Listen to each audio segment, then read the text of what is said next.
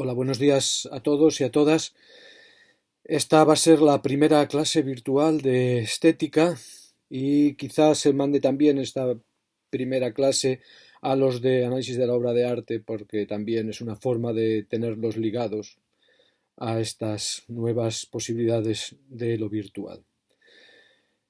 En primer lugar, naturalmente, saludaros a todos, a todas y desearos que estéis bien y que estéis pendientes de los que tenéis más cerca para ver si entre todos vamos pasando estos momentos que son duros, haciendo cada uno, cada una, lo que debe hacer.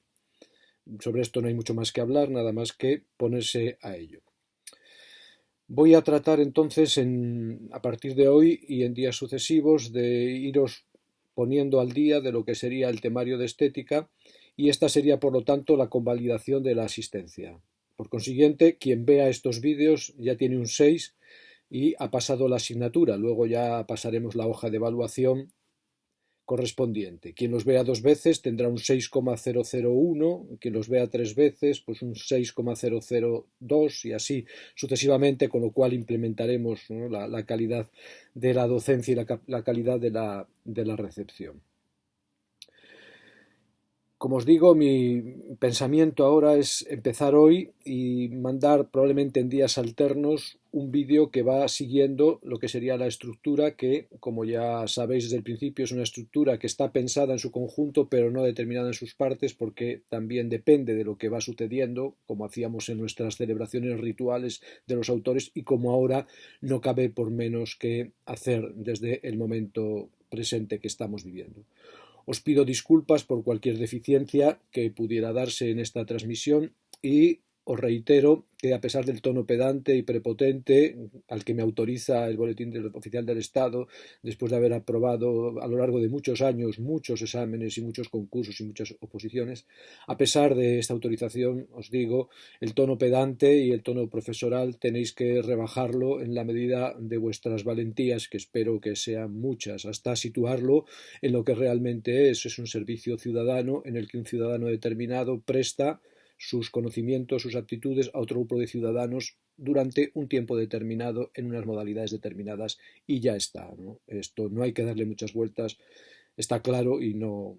precisamos de más matizaciones. Bueno, por consiguiente empezamos y este primer vídeo, como no podía ser de otra manera, va a intentar ser una recapitulación de lo que hemos visto hasta el momento, que para aquellos que habéis asistido más o menos regularmente, que habéis sido muchos,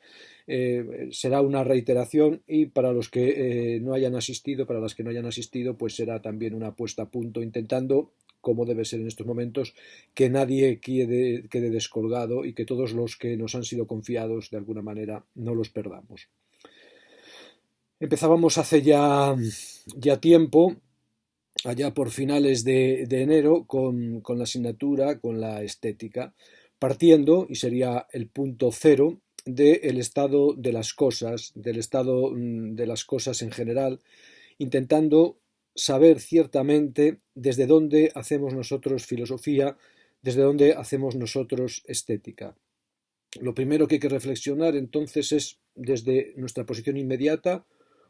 una gente escuchando, otra persona hablando, quiénes somos cada uno. Yo ya me conocéis, a vosotros también os he conocido en la presentación, estamos en este sentido más o menos ubicados. La idea sería que esta ubicación primera fuera el campo de trabajo de una estructura que ya durará todo lo que dure nuestra ciudadanía, una estructura de aprendizaje que se debería concretar probablemente en procesos de acompañamiento cada vez más lejanos, pero siempre presentes, realizados a través de tutorías, de encuentros, de comunicaciones.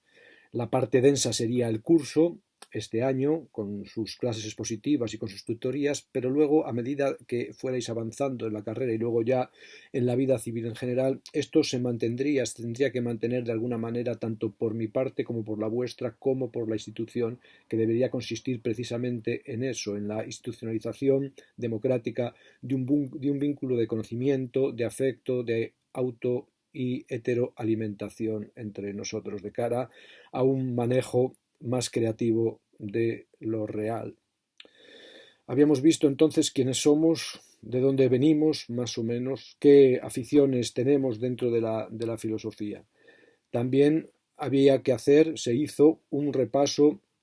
de lo que es la facultad, de cuál es la historia de nuestra facultad, de nuestro departamento, en realidad, de nuestra titulación, de nuestra exfacultad, cuál es su historia, cómo se ha constituido y por qué está como está. Y también, en tercer lugar, había que hacer un repaso, una ubicación de la asignatura, dónde aparece la estética como disciplina, qué peso tiene dentro del currículo de filosofía. Os decía que la estética como disciplina aparece muy tardíamente en el siglo XIX, a finales del siglo XIX, y su primera institucionalización es dentro del ámbito académico alemán, lo cual, como ya os dije, no es ninguna no es ninguna casualidad, porque para Alemania, para la constitución de Alemania como nación a finales del siglo XIX, el territorio estético fue una primera posición, fue una primera determinación estructural. Esta asignatura que se instituyó, y como siempre os recalco, la institución es el momento decisivo de la efectuación porque la institucionalización es el momento sistémico de la producción de cuerpos ciudadanos y, por lo tanto, es de alguna manera el cumplimiento de lo que significa todo el proceso de aprendizaje y de enseñanza, la fabricación de cuerpos que acceden a la ciudadanía. Por eso, esta institucionalización que es clave nos sirve de punto de referencia. Esta institucionalización tardía se hace, sin embargo, también en el resto de países prácticamente, sobre todo en nuestro país, como una institucionalización secundaria. La estética goza de una relativa mala salud dentro de los estudios de filosofía, como una parte casi de alguna manera terminal, como una parte epifenoménica, como una parte de divertimento. Nosotros, porque nos ha sido encomendado este territorio, vamos a intentar hacer que no sea así, hacer que de alguna manera la estética sea el punto de vista general de la filosofía actual tal como nosotros la hacemos, tal como nosotros la entendemos. Por lo tanto, la estética no es una entidad, no es una cosa, no es un territorio entre otros territorios, sino que la estética va a ser entendida fundamentalmente, en primer lugar, como una ontología, es decir, como una determinación de lo que es según unos sentidos determinados, según unos sentidos abarcadores, según unos sentidos productivos. De alguna manera, entonces, para nosotros la estética envuelve o atraviesa todo el resto del territorio de la filosofía, la lógica, la ética, la metafísica, la historia de la filosofía, la teoría del conocimiento, etc. Por lo tanto, no es una asignatura baladí, como todas, no son asignaturas baladís, sino que es un territorio, porque la división del territorio en asignaturas, la creencia que el territorio de la filosofía es una suma de fragmentos y de trozos, es en sí misma también, como tantas veces hemos dicho, algo que es más bien un espejismo, un funcionalismo que se convierte en un esencialismo, una rutina que debe ser, de alguna manera, rota, quebrada. Dicho esto, cero, entonces, estado de cosas en general, estado de cosas en la facultad, estado de cosas en la asignatura, estado de cosas en el mundo. Empezamos con un balance de lo dado. Este balance incluye entonces este primer momento ya de un modo más reflexivo. Este balance de lo dado hasta ahora en las clases, por lo tanto, empezaría con un posicionamiento nuestro que de alguna manera aquí ya, frente a lo que decíamos antes de forma más general, se referiría a la posición de lo español, por decirlo así, como potencia occidental dentro del universo humano. La idea fundamental es que nosotros, ya más en general, pertenecemos a lo que se ha llamado la cultura occidental, la civilización occidental, que ha sido una civilización, es todavía de alguna manera, una civilización poderosa que ha impuesto un imperio indiscutible durante mucho tiempo, desde el siglo XVI hasta el siglo XX, y que hoy, de alguna manera, ya no es este imperio inmediato, este poder inmediato, sino que actúa más bien bajo las especies de la hegemonía. Una hegemonía, entonces, que de alguna manera se despega ya de lo inmediato, que es una lucha frente a otros intentos de hegemonizar, es una lucha más entre iguales, aunque decíamos también esta igualación es problemática. Por lo tanto, nosotros no sabemos ya detentadores de una razón, sí, pero no de una razón inmediatamente universal, inmediatamente real, sino una razón que de alguna manera se impone o se trata de imponer por diversos medios como una razón que quiere seguir teniendo razón, y habrá que ver de qué modo esta razón que quiere seguir teniendo razón puede seguir teniendo razón. Desde luego, o razones. Desde luego, estos modos pasan por una desposesión de la brutal potencia económica y militar de la que nosotros disponemos, pasan por una renegociación de la estructura misma del mundo político universal, a partir, fundamentalmente, hoy lo sabemos, de nuestra consideración como una especie fundamentalmente amenazada por una parte y por otra como una especie fundamentalmente creativa. Es decir, quizá en este momento el replanteamiento de las luchas por la hegemonía deben dejar paso a otras formas de construir universalidades que no sean bajo esta hegemonía, que en el fondo es todavía una forma de dominio, por supuesto, menos todavía bajo formas de poder imperial obsceno que directamente dicen hablar de la realidad, sino con otro tipo de negociación. Os decía que hay filósofos de otras tradiciones culturales, por ejemplo Zhao, Z-H-A-O, el filósofo chino, que está postulando en nombre probablemente de toda su tradición una nueva forma de establecer un compromiso universal que no es ni poder desnudo ni hegemonía, etcétera. Son cuestiones que tenemos que pensar actualmente y en este mismo momento, a partir de la presión psicológica que supone la pandemia del coronavirus, tenemos que replantearnos. Naturalmente, esto también está claro, en cuanto pase esto, dentro de 2 meses, se borrará como se deshace la nieve todo rastro de esta solidaridad tan enorme que ahora aparece y volveremos a situaciones antiguas. Probablemente incluso desaparecerá también toda esta imputación a nuestro querido rey emérito, toda esta basura que se descubre, ya lo sabíamos de sobra, debajo, de las alfombras del poder, un poder obsceno que nosotros acatamos y que podría tener algún sentido si permitiera que todo el mundo viviera más o menos bien, incluidos los animales y las plantas y también los minerales, pero que se basa, como bien sabemos también, en la muerte de muchos, de muchas, y por lo tanto es algo que nosotros no podemos admitir filosóficamente bajo ningún concepto. De ahí que el paso hacia la república, por lo menos, que significa una explicitación del poder sistémica ante la ciudadanía, de ahí que el paso a la república sea una cosa a la que no debemos renunciar, que debemos exigir con todas nuestras fuerzas. Bueno, nos posicionamos entonces en este territorio general, ¿no? Recapitulando lo dicho anteriormente, y pasamos a posicionar lo estético en general. Este posicionamiento, lo hemos visto en clase, pero lo resumo, nos lleva a decir que el ámbito de lo estético, el ámbito de lo artístico, el ámbito de lo creativo en general, no nos vamos a pelear por la denominación de momento, no se puede ubicar, no se puede pensar como respondiendo a una idea. La idea de belleza, sea como belleza dependiente de la idea de bien o de la idea de verdad, que es la dependencia tradicional de la idea de belleza en nuestra cultura, la dependencia o la postulación de lo estético como idea o esencia, como os digo, no es hoy sostenible. La belleza, lo bello, no representa, no se nos da idealmente, no se nos da tampoco como una esencia, no se nos da tampoco, en segundo lugar, como una obra de arte. Es la otra gran escisión cuando se pregunta uno inmediatamente qué es lo artístico, lo estético, lo bello, dónde se da. Se suele decir, no, responde a la idea de belleza. Esta idea de belleza, sea en sí misma o sea dependiente de la bondad o de la verdad, ya no es el territorio de lo estético, nunca lo fue exactamente.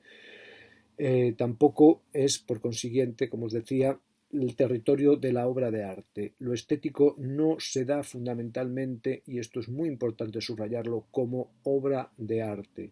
De alguna manera, la obra de arte que heredó en gran parte todas las trazas de la idea de belleza en un gran momento del pensamiento estético, como fue el romanticismo alemán, por ejemplo, en la obra de Schelling,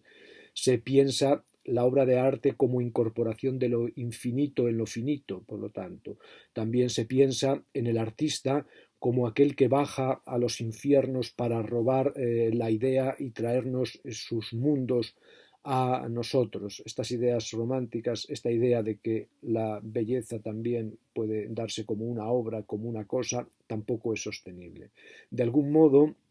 todo lo que tiene que ver con el intento de balizar el territorio de lo artístico, de lo estético, de lo creativo, a partir de la idea del qué, a partir de la respuesta a una pregunta como qué es, qué significa o cómo se da exactamente, dónde se ubica totalmente, es algo que tenemos que ir abandonando. La idea de que lo que acontece obedece a una estructura previa o se da en estructuras determinadas que engloban su utilidad es algo que nosotros vamos dejando de lado, no solo teóricamente, sino, lo que es más importante, en las efectuaciones mismas de nuestro día a día. Por lo tanto, lo estético no es una idea, no es la idea de belleza, no es una esencia, no es la esencia de lo bello, no es una obra, la obra bella, la obra maravillosa, donde el infinito se nos presenta, no es una cosa, no es un objeto, ni idea ni objeto.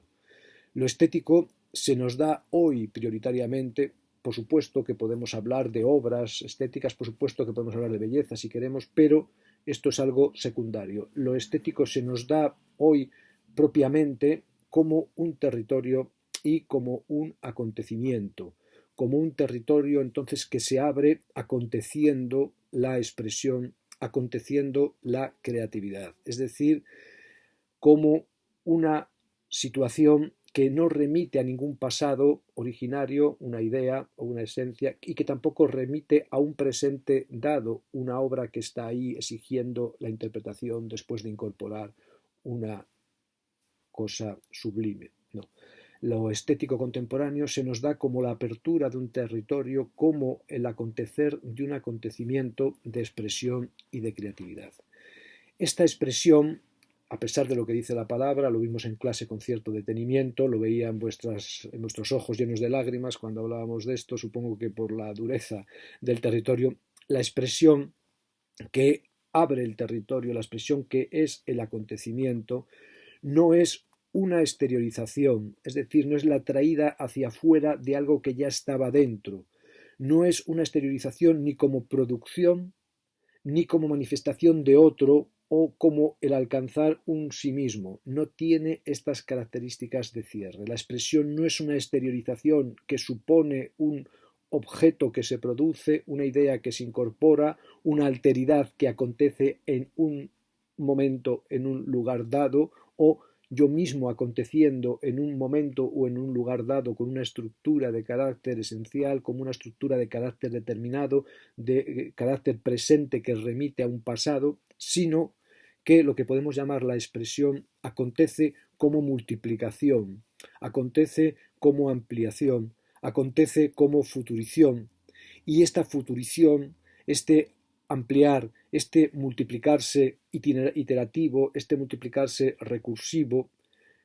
nos aleja entonces de lo presente y de lo pasado presente, de todo futuro presencializable, de todo futuro que enlaza con un pasado que de alguna manera lo contiene o lo dispone o lo determina. Esta expresión entonces nos aleja de lo real, de lo que se entiende como realidad en nuestra tradición, de aquello que es cazautó, de aquello que es en sí y para sí, de aquello que está ahí con una estructura determinada, independientemente de nosotros o dependiente de nosotros, pero a partir de una independencia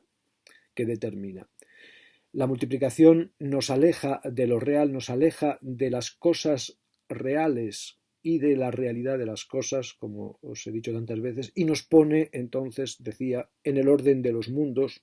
en el orden de las modalidades de una experiencia que no se compone, de una experiencia que es en sí misma multiplicación, que es ella misma un ordenamiento que se abre. Nos pone en el orden de los mundos que, os decía, eran habitaciones en y del haber, pero en un haber que los envolvía, no un haber que de alguna manera los determinaba como mundos de algo, sino como un haber que era la propia consistencia de los mundos. No hay nada más que mundos y el haber se da en los mundos. La realidad es una característica adjetiva de los mundos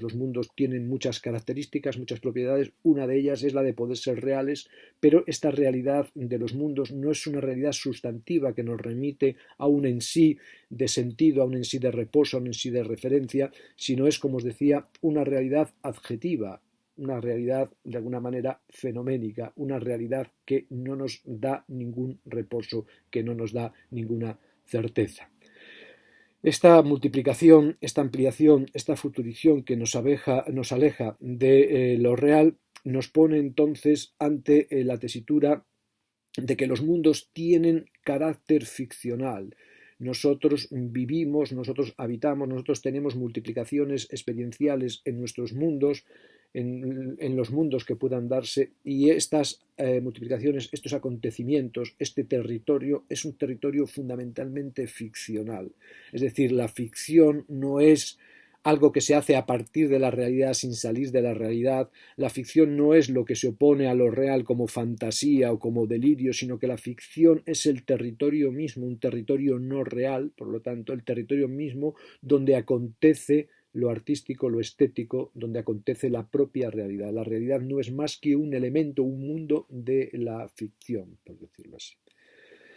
Estos mundos acontecen y abren un territorio en un lugar que es también un mundo, es también un mundo, un cruce de mundos, porque el mundo no forma una unidad, como ya os dije, no hay un mundo que sea el conjunto de los mundos, no hay una intersección de mundos que nos da lo que sería el eje del mundo. Los mundos se combinan de forma superpuesta, no se pueden sumar, no se pueden componer, no se pueden polarizar. Tienen este carácter no solo heterogéneo, no solo diferente, sino que rotundamente refractario a toda forma de unificación como terminación. No quiere decir que no se puedan establecer nodos, se establecen. De hecho, yo, como os digo, cobro todos los meses y eso lo considero importante, pero el establecimiento de nodos no nos permite analógicamente, por semejanza, pasar al límite y totalizar todo el territorio en una neounidad más compleja que la anterior, pero todavía con carácter unitario. En modo alguno. Estamos en otra situación, estamos en otra estructura, estamos, como ya os he dicho, en otra metaontología, en la cual las ontologías, las formas de dar sentido a lo que hay que han dominado hasta ahora y que parecían contradictorias, parecían absolutamente rivales, se ven como el caso de algo más hondo, de algo que las envuelve, de lo que llamamos, de lo que llamo, como sabéis, una metaontología. Como os digo, todo esto acontece y hace acontecer la ciudad. La ciudad, de alguna manera, es el lugar donde se dan los mundos, diríamos nosotros. La ciudad, que es el trasiego de los cuerpos, que son a su vez mundos también, como sabemos, es el lugar del acontecimiento, es el lugar que se crea con este acontecimiento. La ciudad no es un lugar donde pasan cosas, sino la ciudad misma es el acontecer de toda posibilidad de que pasen cosas. La ciudad se caracteriza entonces por un arco que va desde la creatividad hasta las instituciones y, como siempre decíamos, el aspecto institucional que tiene carácter de mundo también. Las instituciones no son sustitutos de aquella realidad que se fue, no son como estas catedrales en miniatura de marquetería que se le ponen, por ejemplo, a San Agustín en sus estatuas, donde tiene ahí una catedral pequeñita cogida debajo del brazo en homenaje a su ciudad de Dios. Las ciudades no son obras de marquetería, no son estructuras dadas que luego se habitan, no son sujetos que tienen propiedades, sino las ciudades son los lugares mismos donde se cruzan los mundos, donde acontece lo que hay de forma mundana y donde se produce también la realidad. El carácter institucional de algunos elementos de la ciudad, como os dije, es también decisivo.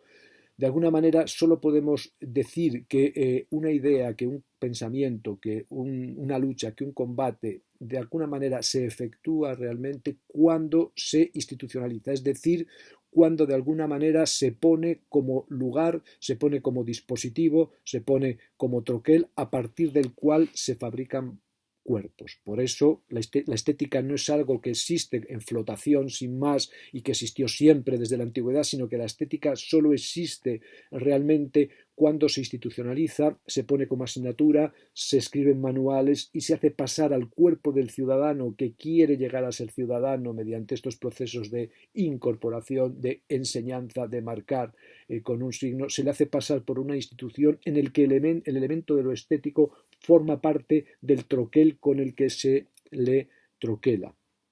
Por lo tanto, entonces nosotros pensamos siempre en el nivel de la efectuación para hablar de la plenitud máxima de la efectuación de los mundos en cuanto a la producción de cuerpos. Naturalmente, esta producción y todo el proceso tiene ella misma estructura mundana, es decir, no se producen esencias, no se producen consistencias, se producen espacios de flujos, se ordenan transiciones, pero esto es decisivo en este orden y no podemos olvidarlo en ningún momento. Es decir, el ámbito de la creatividad no es un ámbito de la mera subjetividad, del a mí me parece, yo creo, tal, sino es un ámbito estrictamente político, un ámbito que marca los cuerpos, que fabrica cuerpos, que determina los cuerpos en la complejidad de sus efectuaciones. Por lo tanto, entonces, estábamos dando el balance de lo dado, nos hemos posicionado nosotros, alumnos, profesores, hemos posicionado la estética en filosofía. En segundo lugar, hemos posicionado lo estético no como esencia ni como obra, sino como territorio y acontecimiento. Y ahora pasamos al punto siguiente, que es ubicar la actualidad. Dicho todo esto, que es más bien introductorio, que es más bien general, ¿dónde estamos nosotros tal como nosotros lo entendemos? Ya os dije que esto es siempre difícil de decir y marca lo que es la facticidad de la filosofía. Probablemente nosotros, cuando decimos tengo conciencia de que está pasando esto, esta conciencia está trenzada de inconsciencia en sentido freudiano, también en otros sentidos, y realmente otros vendrán y dirán, tú decías esto y estabas pensando en lo otro. Eso lo descontamos, forma parte de lo fáctico. Eso no nos limita, nos obliga a pensarlo, pero no nos frena. Y también, de alguna manera, nosotros, desde un punto de vista ya más consciente, tampoco somos buenos jueces de nosotros mismos. Nosotros podemos pensar que la actualidad se está efectuando de una manera determinada, que lo significativo en nuestro tiempo se da de una manera determinada, que nosotros lo que hacemos lo hacemos de tal manera determinada y con el tiempo se verá que esto no era así, que nos engañábamos, que nos equivocábamos, que estábamos ciegos, etc. Está claro, esto va a ser así. Dentro de 50 años a nosotros nos dirán que fuimos unos seres más crueles incluso que los conquistadores de América, porque no solo seguimos matando seres humanos o dejándolos morir, obligándolos a suicidarse por la destrucción de sus estructuras culturales, sino que aniquilamos vida animal a mansalva para no solo alimentarnos, sino para sobrealimentarnos y tirar la comida restante, que es mucha, a la basura, esquilmamos la naturaleza, bosques, aguas, etcétera, etcétera. Está claro que esto va a ser así. Nosotros ahora no lo vemos claramente porque lo vemos, pero al no realizarlo institucionalmente, no significa gran cosa el que lo veamos. Significa que tenemos que institucionalizarlo para producir cuerpos con este sesgo crítico. Mientras no lo hagamos, de alguna manera, toda satisfacción que sintamos por nuestra posición generosa y progresista es también una forma de autoengaño. Bueno, ¿cómo ubicamos dentro de estas limitaciones y desde la facticidad y, por lo tanto, sin de alguna manera pretender soberbiamente decir lo que es, admitiendo la crítica, pero tampoco sin frenarnos en nuestro discurso? ¿Cómo ubicamos la actualidad? ¿Cuáles serían los rasgos más decisivos de lo actual, tal como nosotros lo vemos desde nuestra posición de occidentales bien alimentados, aunque ahora en reclusión? Si hubiera que decir una serie de términos para intentar determinar lo actual, el primero que diría yo sería que en la actualidad lo que reaparece es lo que ya apuntó, lleva reapareciendo entonces 200 años, ya reapuntó en el siglo XVIII, la reaparición del elemento, de los elementos en los que nosotros de alguna manera nos hemos ido constituyendo o hemos ido pensando que nos constituíamos. La reaparición de esto bajo las especies, en primer lugar, de lo sublime como aquello que nos desborda, como aquello que nosotros no hemos podido controlar después de haberlo controlado. Lo sublime lo que Levinas llama el elemento en sus primeras obras, en sus grandes primeras obras. Lo sublime que reaparece ahora, primero como una modalidad que trasciende lo bello, entendido lo bello como un mundo ordenado de lo sublime, un sublime controlado. Lo sublime que aparece hoy no tiene las especies de lo bello, de lo que excede la belleza, y adquiere más bien unas connotaciones de desbordamiento negativo. Este sublime, entonces, que aparece ilustradamente como un exceso de belleza, como una grandiosidad, reaparece o continúa en lo romántico como un sublime que de alguna manera tiene un carácter negativo, un carácter amenazante, o si no tiene un carácter amenazante, por lo menos tiene un carácter cuestionante cuestionador de que la estructura profunda de nuestros mundos, la estructura de lo que nosotros llamábamos la realidad, fuera una estructura donde el ser y el bien formaran el tejido fundamental, el tejido a partir del cual nosotros acontecíamos. La idea fundamental del pensamiento occidental, la idea fundamental del pensamiento platónico, la expresa Platón en la República. El bien está por encima del ser, es decir, el ser que presenta dudas, que presenta dificultades, que presenta aristas, de alguna manera está garantizado en su consistencia, en su realidad, por la idea del bien, y de tal manera que entonces todo lo que acontece en el fondo, en última instancia, aunque no a lo mejor en primera instancia, es bueno y es positivo. Esto quiere decir también que determinados órdenes de la ciudad, desde la que esto se dice, desde la que se incorpora desde aquí, se sostienen y por lo tanto hacen su apología, su defensa sobre esta idea. Puede haber problemas, puede haber malentendidos, pero el bien, de alguna manera, es la última instancia que nosotros manejamos también de lo real. Esta idea, que es una idea fundamentalmente platónica, de origen platónico, que luego pasa al cristianismo cuando el cristianismo usa la filosofía platónica para tematizarse, es la idea que entra en crisis por desbordamiento a partir del siglo XVIII, primero como excelsitud, pero luego como de alguna manera negatividad. Y es la idea que hoy reaparece bajo las nociones diversas que hemos visto en clase, como por ejemplo el desbordamiento tecnológico. Esto sublime que aparece ahora, que reaparece, no es el mismo sublime que nosotros a partir del pensamiento griego conseguimos integrar en un discurso abstracto, a partir de la fórmula, os acordáis, os la he repetido mucho, todo es X, todo es agua, donde el haber amenazador de alguna manera se totaliza y por lo tanto se concreta, y esta concreción además tiene un segundo nivel porque se determina operativamente. Agua, ¿no? Todo agua, en un par impresionante que se apoyaba, como ya vimos tantas veces,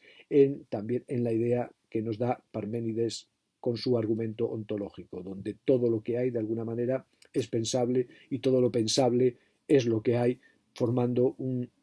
una conexión, un abrochamiento impecable, perfecto, que es lo que constituye el marco, el horizonte de aseguramiento no solo de nuestra filosofía occidental, sino de nuestra política occidental, economía incluida. Porque el argumento ontológico, el paso del pensar al ser y del ser al pensar y su codeterminación como estructura absorbente de todo lo que hay, de alguna manera se da no solo en este nivel ontológico, metafísico de pensamiento, sino que se da también en el nivel ético, en el nivel de la acción. Por lo tanto, todo lo que yo hago, si lo hago correctamente, forma parte de esta estructura de ser y por lo tanto está garantizado, aunque de momento no lo parezca, y forma parte también, como tercera variante, de una modalidad que podríamos llamar el argumento ontológico estético, donde de alguna manera también toda nuestra expresión, toda nuestra poiesis, toda nuestra capacidad estética está reabsorbida por la potencia profunda de este ser que es pensable, que es bueno, que es sólido, que es, como dice Parménides, bien redondo, eukiklon. De alguna manera, en lo sublime que reaparece ahora no tiene, como os digo, las características de aquel primer sublime, porque el sublime contemporáneo ha sido efectuado, ha sido alimentado, ha sido implementado por toda la historia de nuestra tradición y por lo tanto su volumen, su alcance es mucho mayor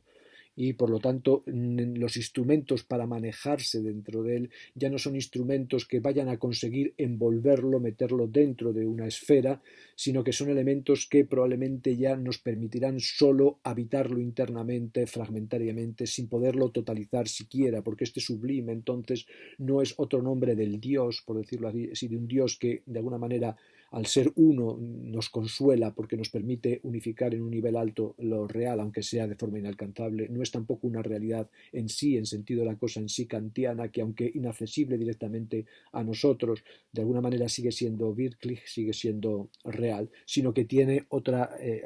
estructura, tiene una estructura indeterminada, una estructura multiplicada, y por lo tanto no es una metaunidad, no es ni siquiera un supraobjeto, un megaobjeto o un megacuerpo, por decirlo así. No tiene estas características. De alguna manera, lo sublime entonces aparece o reaparece de un modo nuevo, con unas especies que abandonan la metaontología tradicional en su forma de describirlo y de abordarlo. La actualidad se caracteriza no solo por la reaparición de lo sublime, la actualidad en nuestro occidente. En otros sitios la actualidad está más dominada por el hambre, como sabéis. Pero en nuestro occidente la actualidad se caracteriza por esta reaparición de lo sublime, que también se impone hegemónicamente a aquellas otras culturas o formas culturales o naciones que, aunque pasan hambre, se ven hegemonizadas por nosotros y por lo tanto les trasladamos todas nuestras estructuras de pensamiento y no solo nuestras estructuras económicas, aunque ya lo veis, el pensamiento también es una forma de estructura económica. Como os digo, entonces, al lado de esta reaparición de lo sublime está el fin ligado, es lo mismo, es otra forma de decir lo mismo, el fin de la noción de realidad como metaontología, como estructura profunda ganada por nuestra tradición. Nosotros asistimos al fin de la realidad porque nosotros nos damos cuenta, nosotros hemos efectuado esto por cumplimiento, de que lo que llamábamos realidad en el fondo no era más que un tecnifacto, un artefacto creado por nosotros. Estamos asistiendo al fin entonces de la idea de que lo que hay se puede poner, aunque sea en el límite, aunque traspase el límite, como una unidad, como una unidad que además tiene un carácter único, que aun si tiene carácter múltiple, de alguna manera, mediante el instrumento de la analogía, de la proporción, de la semejanza, se puede aglutinar. La desaparición, el fin de la idea de que hay un orden referencial, hay un orden de significados hacia el cual nuestros significantes, nuestros conceptos, nuestras imágenes, nuestras ideas, nuestros sentimientos, nuestros deseos se refieren como algo que les da su posición y les da también su respuesta, les da su posibilidad y les da su posibilitación. La realidad acaba como pues digo, elemento estructurador como imaginario profundo de nuestras formas de operar. Esta realidad entonces deja de operar como unidad, como unicidad, como analogía, como referencia, también como orden, como un orden profundo, como cosmos, por lo tanto, también fundamentalmente como sentido. Las ontologías que hablan de sentido, aunque sean ontologías contrapuestas, por ejemplo la ontología marxista o la ontología espiritualista del cristianismo, por ejemplo, son metaontológicamente ontologías del sentido. Incluso ontologías como la de Foucault, por ejemplo, son todavía ontologías del sentido. También la ontología de Deleuze, por ejemplo, por hablar de las últimas que se estudian como si fueran últimas, aunque ya no lo son ontologías de sentido. Incluso decíamos que ontologías ya en la filosofía oriental, que es una filosofía más desligada de la entidad, más desligada del esencialismo, más desligada del dualismo, más desligada incluso del sentido, más desligada del deseo, incluso en las ontologías orientales más desontologizadas, como por ejemplo el taoísmo, el concepto de unidad, el concepto de realidad sigue plenamente vigente incluso en su misma determinación, porque la palabra Dao, como Tao, como el Do del Bushido, significa camino. Y el camino es una forma de sentido, una forma de unificación, no por totalización externa, sino por composición interna. Pero aunque sea por composición interna, cuando voy caminando voy determinando incluso lo que es obvio, lo que me aparece al lado del camino, lo que me aparece enfrente del caminar, cuando voy caminando, y creo que el camino es la estructura, aunque sea un camino machadiano, que es una senda en la mar, cuando todavía estoy en este nivel, sigo preso de la ontología, de la metaontología del sentido. Por lo tanto, el mundo contemporáneo, en su abandono por cumplimiento, no por capricho, no por opción, de la noción de realidad, en la efectuación de esto, de alguna manera abandona esta metaontología. También entonces, en tercer lugar, primero lo sublime, luego el fin de la realidad, también en tercer lugar, ligado al argumento ontológico, la actualidad nos lleva a un replanteamiento de lo epistemológico. La metafísica originalmente tenía como tres partes: la psicología racional, que hablaba del alma; la cosmología, que hablaba del mundo; y la teodicea o la teología, que hablaba del Dios, ¿no? Nosotros podemos decir que de alguna manera el argumento ontológico es el argumento que estructura todos estos hablares, y de alguna manera podemos decir que por el lado del ser, es la noción de realidad la que se va, y por el lado del pensar es la noción del pensamiento como intuición, el pensamiento como captación directa de lo real, que es lo que significa intuición, o bien el pensamiento como dianoia, el pensamiento por demostración, que son las formas altas del pensamiento occidental desde la teoría de la línea de Platón, como veíamos en el libro sexto de la República. Esta forma de entender, que va ligada a la noción de un ser que se deja alcanzar y que está de alguna manera garantizado por el bien en su positividad absoluta, estas formas de conocer también se evaporan como formas privilegiadas que nos dan acceso a una estructura profunda y manejable, y que nos permite a nosotros situarnos para decidir dentro de lo que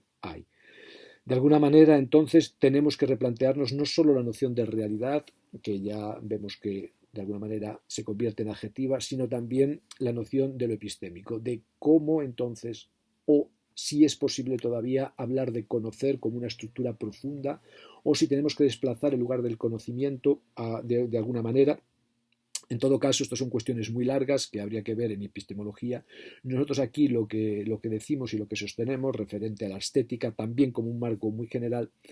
es que lo epistémico tiene que ser planteado en nuestra tradición, porque lo epistémico, lo que tiene que ver con la estética, ha marginado lo que es lo propiamente estético, el aistanomai, que es la sensibilidad, y lo que es lo imaginativo, la icasía y la fantasía, que son las formas de imaginación. Como ya os decía, y lo vimos en el libro sexto, la imaginación y la sensación de alguna manera son formas pobres de conocer una realidad que es pobre en sus niveles. La imaginación conoce sombras de sombras, la sensación conoce sombras de cosas, etc. O sea, conoce cosas que son sombras de ideas, etc. De alguna manera, entonces, lo que está sucediendo ahora, independientemente del calado que tenga lo epistémico en el manejo de los mundos, en el manejo de lo que hay, independientemente de ese calado, sí tenemos que replantear totalmente lo que entendemos por epistemología, de muchas maneras. Lo que está claro es que el elemento sensitivo o sensible y el elemento imaginario pasan a primer plano. De alguna manera se produce, en primer lugar, una inversión de facultades, por decirlo así, de tal manera que la dianoia y la noesis, el conocimiento por hipótesis o el razonamiento, el entendimiento, y la razón o la intuición, pasan a ser casos de la imaginación y de la sensibilidad. Nosotros diríamos más, o podríamos decir más, en la línea de lo que dije sobre la ficción, de alguna manera incluso la sensibilidad sería la aistanomai, sería un caso de la imaginación que tiene siempre esta doble vertiente desde Grecia, la imaginación como capacidad de hacer imágenes, de hacer mapas, que es la icasía, y la capacidad de crear, de narrar a partir de esos mapas, jugando con ellos, por decirlo así, y provocando mapeos que de alguna manera desbordan el propio mapear inmediato que nos pudiera venir de cualquier dato de la experiencia. La imaginación, la icasía y la fantasía, por lo tanto, se convierten en lugares centrales de alguna manera, de toda posible nueva epistemología. En primer lugar, entonces, para ubicar la actualidad, la reaparición de lo sublime; en segundo lugar, el final de la realidad como metaontología; y en tercer lugar, replanteamiento de lo epistémico. En cuarto lugar, veíamos que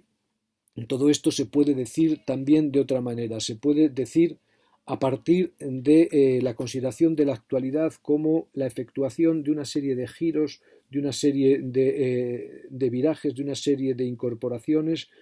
respecto a nuestra tradición, que han ido aconteciendo a lo largo por lo menos de los últimos 120, 130 años. Os decía que estos giros podemos resumirlos en la somatización, la socialización, la culturalización y la tecnificación, ¿no? La somatización, que incluye todo el giro naturalista que empieza a tener la física a partir del siglo XVI, representa la ubicación del cuerpo como lugar de la filosofía y también como, en general como lugar de lo que pueda haber de realidad o de lo que acontece. El cuerpo, por lo tanto, deja de ser un mero objeto y se convierte en el lugar filosófico por antonomasia. La somatización, lo vimos con cierto detenimiento, incluye entonces una reivindicación de la sensibilidad, incluye una reivindicación del cuerpo concreto de forma compleja, incluye el momento de lo ecológico, incluye fundamentalmente el feminismo, que es una filosofía basada en el replanteamiento de la noción de cuerpo, como también, por ejemplo, está basada la filosofía de Nietzsche, ¿no? Dedicamos varias clases a esto, creo que quedó claro. Si eso lo volvemos, si tenéis alguna cuestión, podemos hacer un vídeo expreso sobre cada uno de estos temas, sobre lo que queráis, ¿no? A petición del público. El segundo giro de nuestra cultura es el giro de la socialización, que, como os decía, se inicia cuando, de alguna manera, la estructura anterior a la Revolución Francesa, la estructura estamental de la realidad, la estructura de la ontología estática, la estructura del tiempo circular, de la sociedad perfectamente establecida, del orden del mundo, que también refleja la Divina Comedia, se salta por los aires, ¿no? Como salta el antiguo régimen, y el sujeto se empieza a definir como ciudadano, sabemos de forma insuficiente porque queda mucha gente fuera, entre ellas las mujeres, por ejemplo, pero bueno, la idea fundamental es que a partir de ese momento, de alguna manera, las clases emergentes, las clases burguesas frente a las aristocracias, las clases hacendosas, hacen que su forma de hacer se convierta en la ontología dominante y por lo tanto entonces el tiempo y la historia, por lo tanto la fabricación, la creación efectuada a partir de un programa se convierte en la estructura misma con la que la realidad se da. Pero os decía que a pesar de la multiplicidad que esto introduce, a pesar de la dilatación, de la secuenciación que esto introduce en lo real, de alguna manera, y lo veíamos concretamente en el marxismo, de alguna manera todas estas filosofías de corte socializante o de corte social todavía están presas de una filosofía de la historia de la unidad. Todo el conjunto de lo que se da, y en el marxismo se veía perfectamente porque el materialismo histórico estaba ensamblado con el materialismo dialéctico y de alguna manera lo real, histórica y naturalmente formaba una totalidad en devenir de forma hegeliana. De alguna manera entonces seguimos presos de la metaontología de la totalidad, de la ontología del sentido. Lo que pasa es que aquí el sentido no está inmediatamente dado, no vivimos en un cosmos inmediato, sino que el sentido se va efectuando mediante la lucha o mediante el cumplimiento de las contradicciones, etc. Era el tercer momento, el momento de la culturalización, el que hacía que entrara en juego un factor importantísimo que ya nos sitúa en los universos contemporáneos. Era el giro de la culturalización, donde entonces se introduce la diferencia como estructura fundamental del producirse histórico de lo real. Es decir, la historia, por decirlo así, se fragmenta y deja de ser el envolvente que tiene la última palabra sobre todo lo que pasa dentro de sí, y de alguna manera los elementos que la podían componer, que van siendo lo que llamamos las culturas, término de significación amplísima, pero ya dedicamos el tiempo a mostrar esta complejidad. Las culturas de alguna manera se ponen como el sujeto de creación de lo real y se ponen de tal manera, lo veíamos a partir fundamentalmente de los movimientos de las segundas independencias, las independencias que surgieron a partir de la Segunda Guerra Mundial y en los años 60, a partir de alguna manera la toma de conciencia de los emigrantes en las metrópolis, de la dignidad de esas culturas que habían sido colonizadas y que como tales los habían traído como mano de obra barata a la metrópoli, que todo eso tenía un significado ontológico de alguna manera superior y por lo tanto la instauración de una diferencia incomponible, lo que llamamos interculturalidad, como lugar de lo filosófico, donde lo común entonces es algo que acontece después de lo diferente y no envolviendo la diferencia, no absorbiendo toda la diferencia, lo que los franceses Lyotard y otros llaman el diferendo, ¿no? Es la característica de la culturalización. Esta característica es muy importante porque entonces nos sitúa ante una modalidad desde Occidente, desde nuestra hegemonía, inédita en nuestra historia, una modalidad de producción de la realidad, la producción de lo que hay desde la diferencia, la producción de lo real entonces como adjetivo a partir de la diferencia. Esta es una opción muy potente para desarrollo de futuros, para posibilidades de ciudad, que como os decía compite con el cuarto giro contemporáneo, que es el giro que llamábamos el giro de la tecnificación. La tecnología es probablemente hoy, la tecnociencia, el lugar filosófico donde más realidad se produce, donde más mundos acontecen, donde el haber se efectúa de manera más potente y más compleja. Veíamos un poco la historia de la tecnología, siguiendo a ciertos autores, como algo que se va desbordando, por ejemplo, lo decía Postman, como os acordáis, como algo tremendamente complejo, con niveles que no son lo puramente artefactual. Esta tecnificación lo que nos muestra en el límite, al final, en el lugar en el que estamos ahora, es el dominio de la creación, de la poiesis, que supera, por lo tanto, a la mera teoría que guía la práctica, como ha sido común en nuestro pensamiento occidental, que supera incluso a la mera praxis ética como deber ser, que de alguna manera controla toda acción humana de corte ético-político. La poiesis supera a la praxis, supera a la teoría y nos sitúa en un universo altamente creativo en el que los determinantes culturales no pueden guiar ya el proceso de lo que está aconteciendo. Esto es verdaderamente lo que entendemos por acontecimiento, ¿no? Lo que también se llama en Kurzweil, en los transhumanistas, se llama, ¿no?, la singularidad. De alguna manera, singularmente, y esto es lo que significa acontecimiento en este sentido actual, de alguna manera nosotros por primera vez en nuestra historia no tenemos como un guión preestablecido, no podemos ya orientarnos por catecismos, las instituciones no pueden gobernar sabiéndose depositarias del manual de instrucciones, sí que no, que las instituciones se tienen que ir constituyendo a sí mismas desde este no poder manejar lo que está aconteciendo y por lo tanto yendo hacia formas de habitación interna, donde entonces el elemento imaginativo se certifica como productor máximo de realidad, productor máximo de haber. Os decía, por ejemplo, que en la economía contemporánea la gran mayoría de su producción es de carácter imaginario. Tiene que ver con la imaginación, no tiene que ver con las cosas tangibles de lo que antiguamente se llamaba el cuento de la vieja. Por lo tanto, en estos giros, somatización, socialización, culturalización, tecnificación, estamos asistiendo a una modulación de lo que hay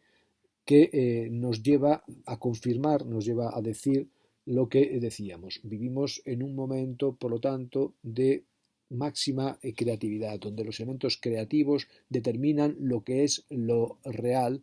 y por lo tanto lo envuelven y por lo tanto son superiores a su misma realidad. Por lo tanto, estamos asistiendo a la ruptura del argumento ontológico, del control y determinación a la vez de pensamiento y de ser. Estamos asistiendo al fin del argumento ontológico teórico, práctico, estético. Estamos asistiendo al fin de la analogía, estamos asistiendo al fin del método, al fin del sentido. Estamos apareciendo entonces ligados a lo que llamábamos la primacía de los signos sobre las cosas, que es otra forma de decir lo mismo, unos signos que no están referidos a unos significados establecidos, unos significantes, por lo tanto, unos signos que son incluso más que flotantes, como se dice en las teorías tradicionales, porque el significante flotante de alguna manera está ofrecido para ser determinado, para crear una referencialidad a partir del cual dejar de ser flotante. Incluso lo contemporáneo va más allá y por lo tanto supera incluso los planteamientos que se basan en los significantes flotantes, como por ejemplo ciertas formas políticas de reinterpretación de la hegemonía a partir de la obra de Gramsci o de Laclau, etcétera, ¿no?, como veíamos también en clase. Estamos asistiendo, por lo tanto, al fin de todas estas estructuras estructurantes y al fin de su estructuralidad misma.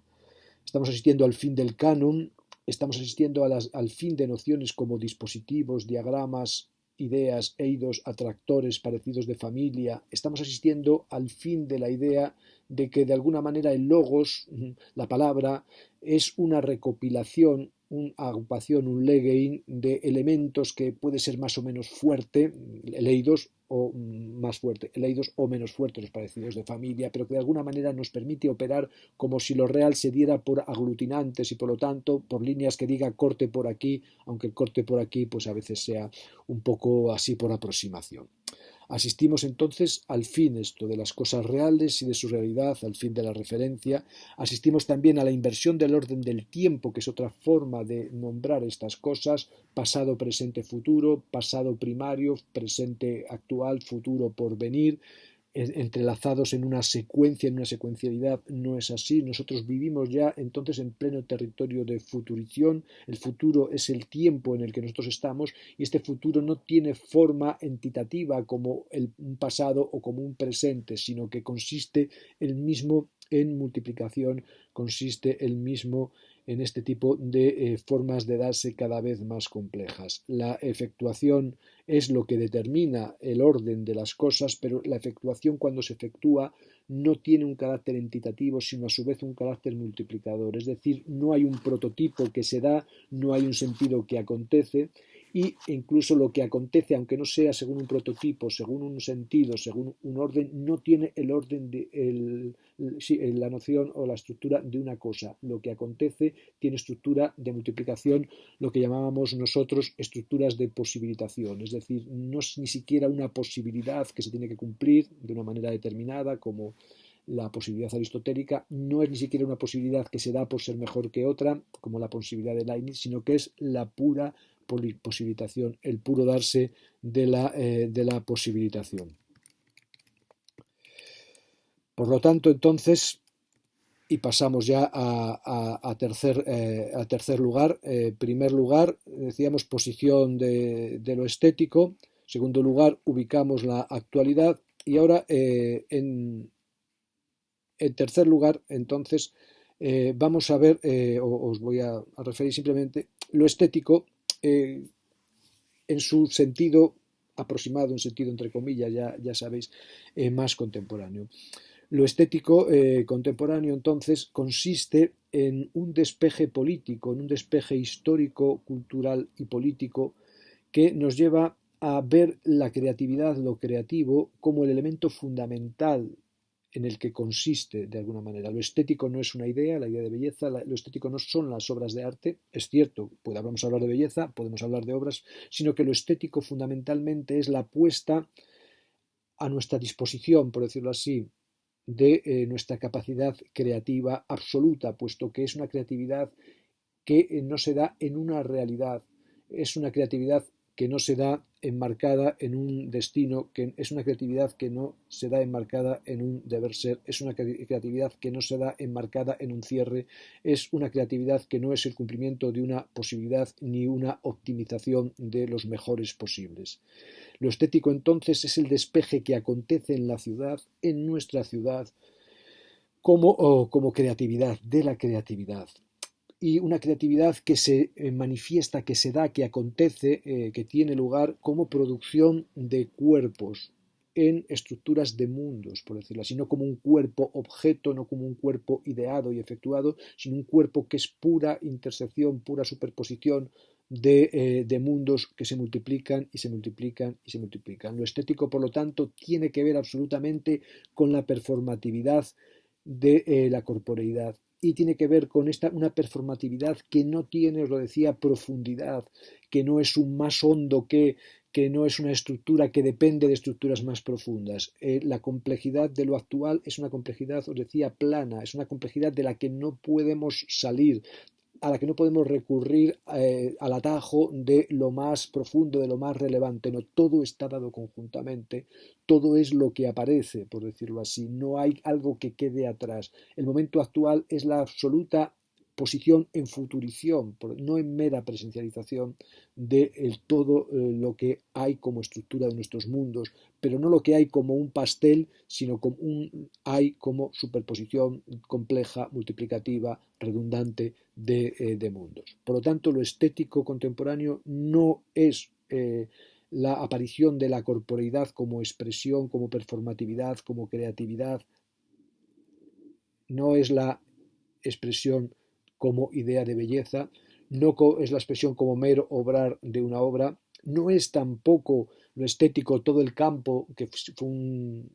marcador que sirvió para ir aglutinando lo estético de cara a la construcción de la disciplina, no es el campo de lo fruitivo, no es el mero campo donde disfrutamos, naturalmente nosotros disfrutamos mucho en la estética con las obras de arte, pero la fruición, el disfrute no es lo que marca la estética. Elementos de sufrimiento, por ejemplo, elementos de desagrado, elementos de repugnancia, son elementos profundamente estéticos. profundamente estéticos. Por lo tanto, la estética no es lo que da la fruición, no es lo que da tampoco el ámbito del gusto, que también es un ámbito importante, el ámbito de tener mejor o peor gusto, es un ámbito que computa, pero no está ahí lo estético primariamente o fundamentalmente hoy. Tampoco la estética es, como fue durante mucho tiempo, un campo constituido por la imitación. La estética como disciplina, y ya lo vimos en la poética de Aristóteles, se constituye a partir de la imitación, a partir de la mímesis. La mímesis, la imitación, no es el territorio de la estética. La estética no es la acción imitativa, no es la pintura que imita la naturaleza, no es el drama que imita las estructuras profundas del humano, no es la música que imita los ritmos, no es esto fundamentalmente, tiene esto naturalmente, pero no consiste en esto. La estética no se nos da por la imitación, por lo tanto, por ejemplo, toda la lectura de las obras pictóricas actuales no puede estar orientada no ya por la imitación de que me pinten bien el árbol, sino ni siquiera por la pregunta de la significación, que es una forma débil de la imitación. ¿Qué significa esto? ¿Qué me quiere decir? Esa pregunta no es una pregunta primordial hoy, no es una pregunta que tenga que ver con el acontecimiento de la estética hoy. La estética está, por decirlo así, de una manera más compleja situada en el ámbito nuestro. Mucho menos entonces la estética tiene este aspecto ligado desde Aristóteles con la mímesis, que es la catarsis, aunque la catarsis sigue operando estéticamente. La catarsis, de alguna manera, es desbordada por un concepto más político de la estética, como mostró Bertolt Brecht en su análisis del teatro, de la actuación distanciada, criticando la catarsis aristotélica, que en el fondo era una purificación para luego aceptar la norma de la ciudad, como veremos fundamentalmente en teoría del arte, del análisis de la obra de arte al analizar Antígona. La catarsis estaba pensado como un elemento de un sobrecogimiento brutal en el que todas las armas de todos los ciudadanos de alguna manera estuvieran cogidas en un puño para, de algún modo, mediante esa experiencia tan fuerte, tremenda, que funda la ciudad misma, que es la estructura que pone el cuerpo femenino como cuerpo que nos alimenta y que no pasa a cuerpo ciudadano, sino que se queda en ese nivel alimentario, cuando esa experiencia profunda, mediante mecanismos de terror, mediante mecanismos de tramoya, de canciones, de ruidos, de iluminaciones, se produce, de alguna manera, cuando ese momento se da, el cuerpo estalla y se purifica, de alguna manera absorbiendo a la vez la norma que se le impone y a la vez tranquilizándose después de haberse sacudido en ese proceso, ¿no?, de emoción todos aquellos miasmas que podrían haber sido objeciones, por decirlo así, a la aceptación de todo corazón, con cuerpo y alma, del orden que se decide para la ciudad. El arte no es catarsis, ¿no? Tiene elementos catárticos, naturalmente, pero no es catarsis en este sentido. Y tampoco entonces lo estético, y esto es muy importante, es un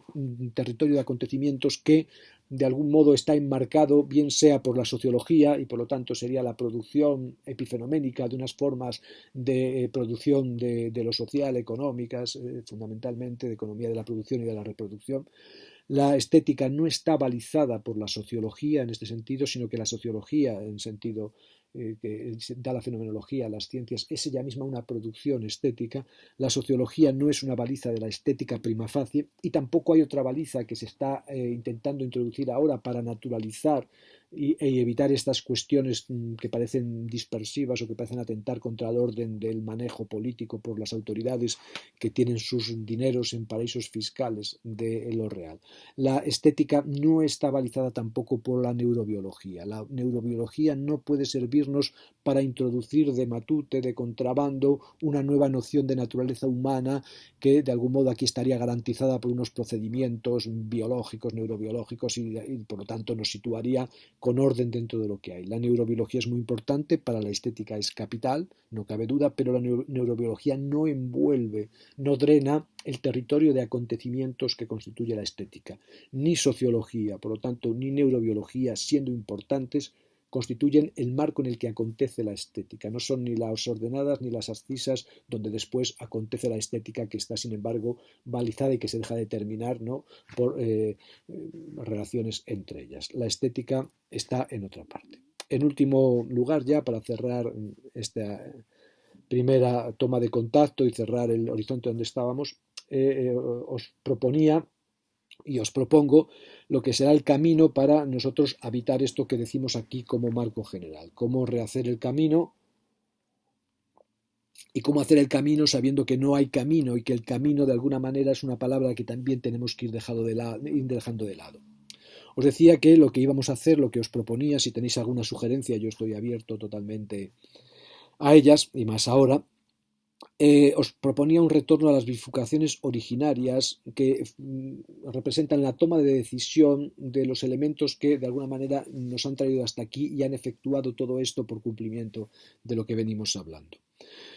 Siempre, y esto es muy importante, sabiendo que aunque nosotros recurramos a métodos genealógicos o métodos deconstructivos, tenemos que tener mucho cuidado con la metaontología, porque aunque estos métodos son métodos deconstructivos respecto a las construcciones que se nos han dado por obvias, en sí misma la deconstrucción metaontológicamente es una modalidad del análisis y por lo tanto presupone el establecimiento de algo real compuesto en todo y partes, de alguna manera, aunque sea de forma ligera. Esto tenemos que tenerlo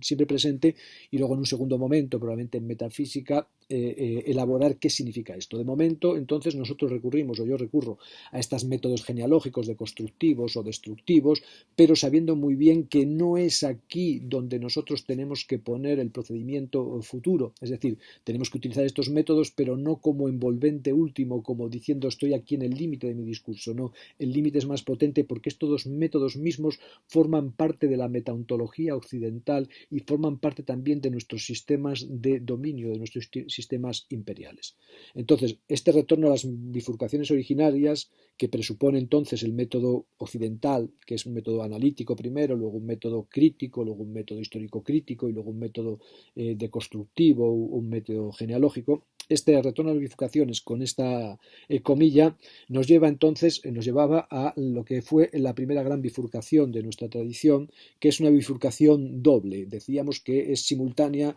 no al origen de la filosofía, pero sí a la constitución de la filosofía tal como la entendemos nosotros ahora en Occidente, como pensamiento occidental propio.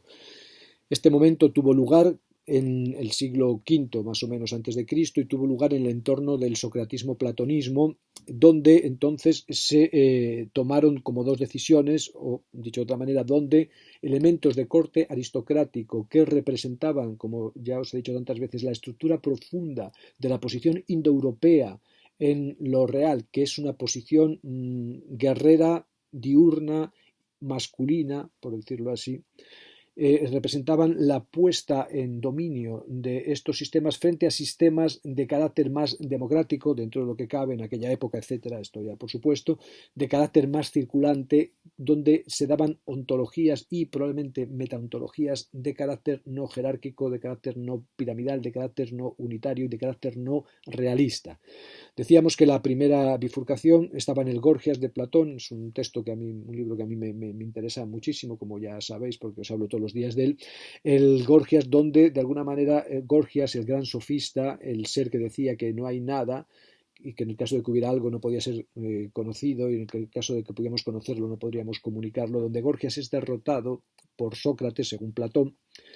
y es derrotado, como ya os dije, por una cuestión muy importante, porque el Platón lo que le dice, y Sócrates lo que le dice, es que según sus formas de ver las cosas, democráticas, circulantes, retóricas, donde la realidad no está, sino que se produce por convencimiento, por epeizo, según estas formas no puede haber una estructura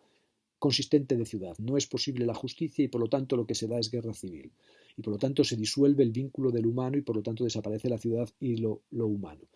Como ya os he dicho, la filosofía occidental es una filosofía totalmente política y la filosofía occidental nace como una idea de garantizar una estructura de ciudad, evitando lo que es la estasis, lo que es la disolución por guerra civil. He aquí el nacimiento de esta cuestión y el planteamiento de esta cuestión. La aceptación del aristocratismo platónico, de la división de dos mundos, un mundo superior e inferior, de cuerpos superiores e inferiores, de facultades superiores e inferiores, etc., nace aquí. Es la primera bifurcación. La retórica entonces deja de ser una disciplina digna,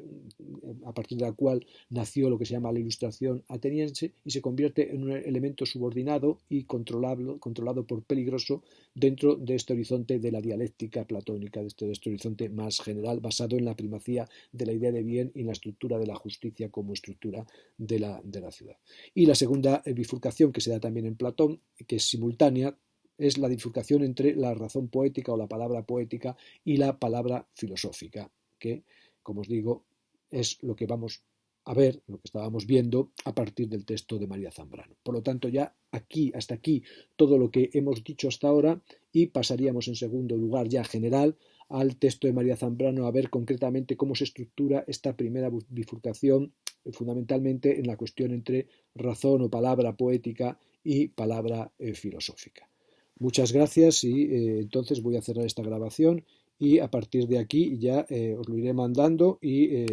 lo iremos viendo. Espero que haya quedado bien. Admito cualquier crítica, cualquier sugerencia, etcétera, etcétera, y estoy totalmente abierto a lo que digáis. Como os dije, voy a mandar también este vídeo a los de análisis e interpretación de la obra de arte, un curso que también doy y supongo que lo recibirán. Es un curso que tengo a 22 matriculados. Últimamente a clase me venían 3 con suerte, o sea que bueno, también a lo mejor les interesa este vídeo de alguna manera, aunque no sé, lo dudo bastante. Bueno, espero que a vosotros, a vosotras os interese también. Como os digo, estoy abierto a cualquier cosa y probablemente pasado os mandaré un segundo vídeo. Me vais diciendo si lo recibís y si todo va bien. Un saludo para todos y a cuidarse. Muchas gracias.